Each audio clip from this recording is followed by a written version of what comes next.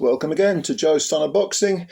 By now, you will be aware of Derek Chisora's win over Joe Joyce, considered an upset. I certainly think it's an upset. I thought Joyce would stop Derek in 8, 9, 10, that sort of part of the fight.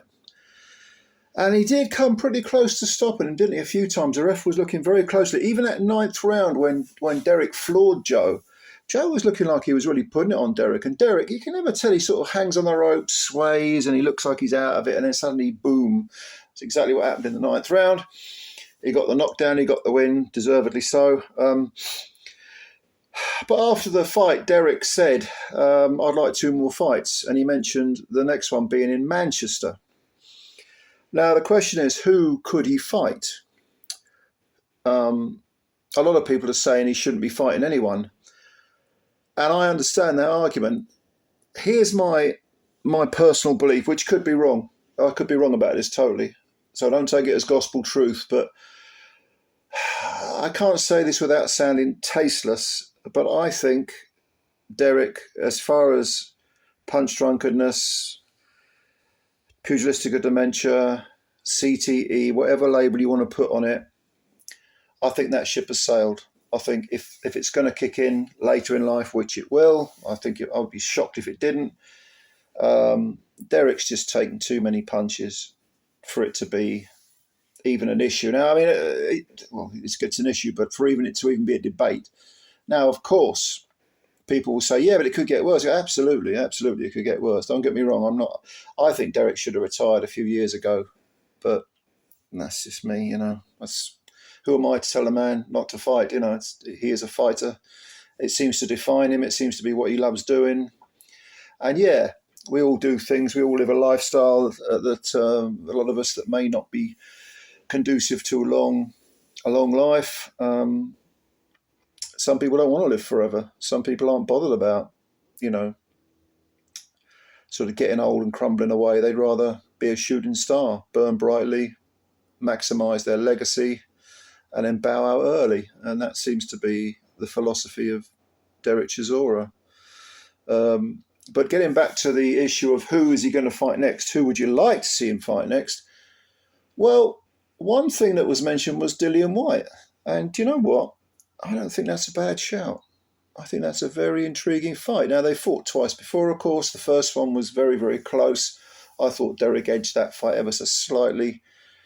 Second fight, very, very competitive again, but DILLIAN ended up flattening Derek.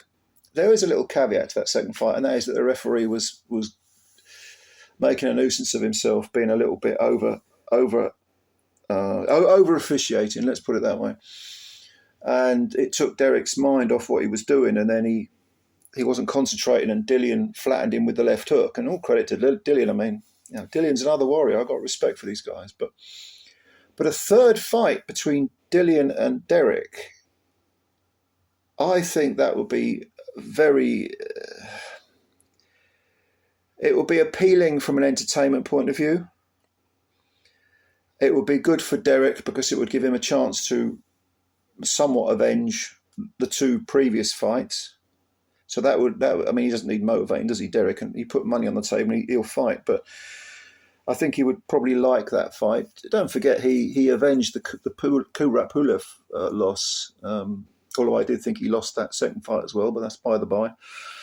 And for DILLIAN, who has been, on the sidelines since his latest failed drug test, only fought he fought Christian Hammer in Ireland, got a few rounds under his belt, and then Hammer quit. DILLIAN wasn't happy. He wanted the rounds, but he hasn't fought since.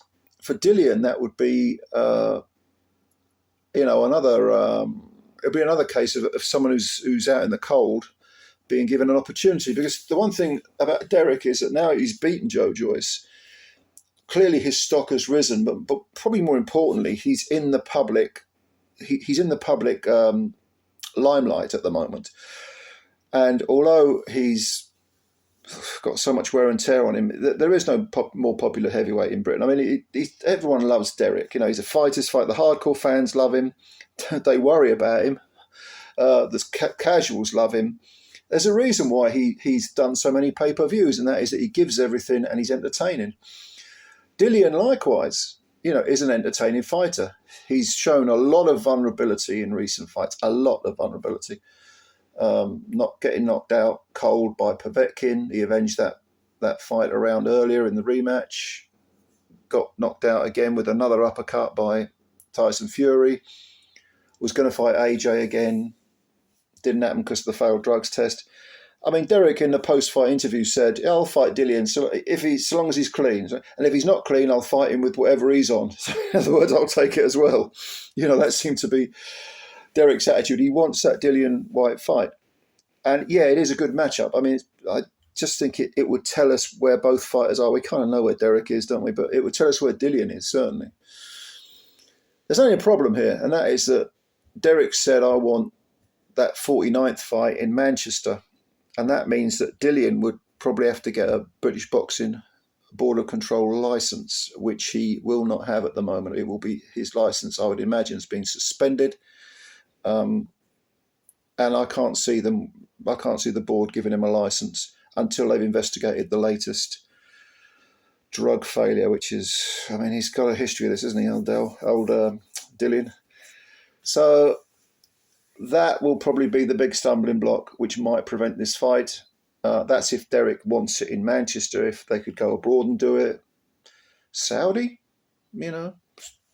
maybe.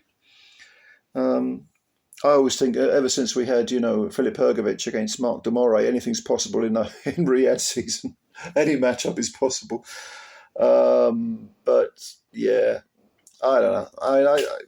I'd like to see the fight. I mean, if Derek is gonna fight on and isn't going to retire, which I think a lot of us want him to do, then if he has to fight again, the Dillian White fight would be the one that I would pick.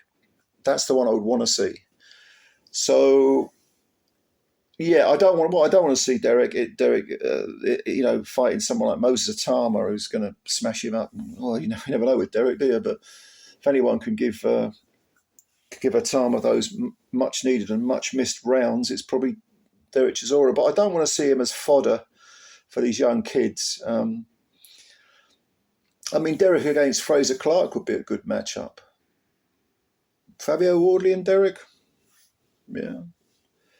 But there is a certain appeal to the Dillian White fight because they've got history, a lot of history, out of the ring history, table throwing and almost coming to blows and so on and so forth. Yeah. Well, anyway, let me know what you think. Let me know what you think about Derek, about his next fight, who it should be. I know a lot of you think he should retire, but rightly or wrongly, he's going to carry on, isn't he? So let us know what you think. Comments below. And of course, as always, subscribe to the channel and hit the like button because that helps us out a great deal. It takes a second, costs you nothing. Subscribe if you don't mind. And let me know what you think, all right? Hope you've had a good weekend. Mine's been quiet but bearable. So I'll speak to you soon. Bye for now.